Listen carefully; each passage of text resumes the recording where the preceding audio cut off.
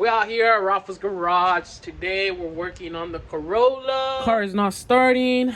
I went to AutoZone, check out the battery. It's still good, so most likely it is the starter, because if I push start it, it turns on and it stays on. Voltage on the alternator is still good. It's like 13.4, which is good. So I'm gonna take off the alternator, go to AutoZone, make sure it's good, and if it's not, hopefully I could use this one from the Celica, since I'm not driving the Celica right now.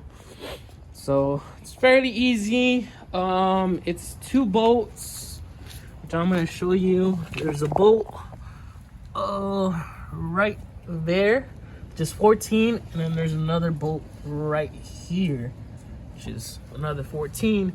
And then you do have a plug, that plug right there, and then you also have another one where it has a bolt, and I believe that one is a size 10. I don't know, probably like a 10 or a 12. So I'm gonna see how difficult it is on the Corolla, since there is less space here than the Celica. I'm gonna lift this thing up, makes it easier. Jackie. Hey, let me put this on, you're all wet. This is why I lifted it up, because this bolt right there makes it a lot easier. Same thing with that plug and that bolt right there. Makes it easier from the bottom. Then squeezing your hand somewhere here. So there it is. Took off the bolt, took off the plug, took off the nut right here, so this comes off. And like I said, it makes it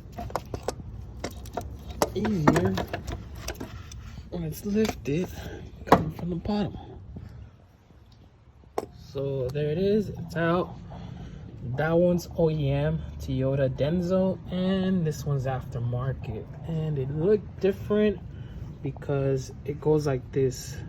So the solenoid is on the right, on the front of the car, whereas the Celica, or the OEM, the solenoid has it towards the back.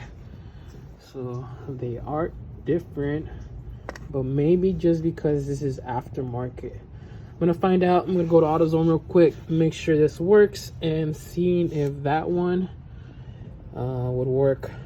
The plugs look the same, so it's just a matter of fact if the wires are actually gonna reach on to that side, which should. So just came back from AutoZone and they said the starter was good, battery's good. I cleaned up the terminals a little bit. Maybe that's the issue. Cleaned up this ground right here and this ground right here. I'm gonna see if I could clean up those grounds right there, put everything back together, and see if it starts. When I jump start it, it does turn on, but by itself it doesn't. So that's the weird thing about it. And then I also had an issue a couple of days ago where I would crank it and it wouldn't, and then I'll stop and I'll do it again and it would crank. So it's kind of odd.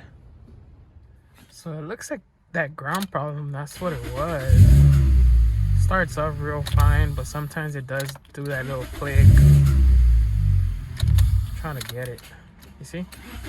For the second time I'll crank it up. Weird. Fine. Fine.